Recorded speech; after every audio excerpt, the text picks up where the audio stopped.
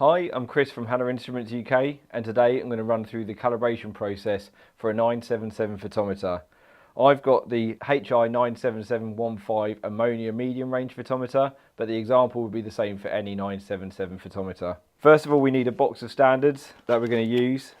So within this box, we have a 0 vial, a reference vial, and we have a certificate. So this is what the certificate looks like, and that has a reference value on it, which I'll be needing in a moment. That's the 0 vial.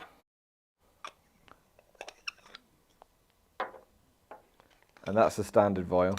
So with the photometer, when we've turned the meter on and we're on the main screen with the 4 dashes, the middle button gives you the option for cal check.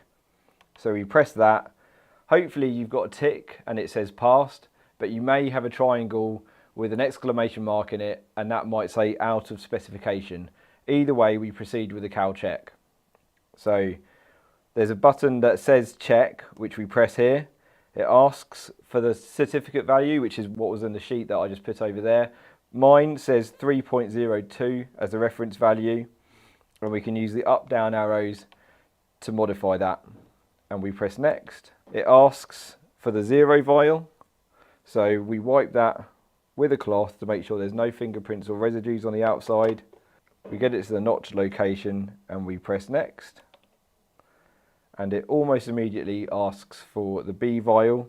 So again, we just wipe that clean of any fingerprints or residues, place that in the vial to the notch location and press next on the photometer.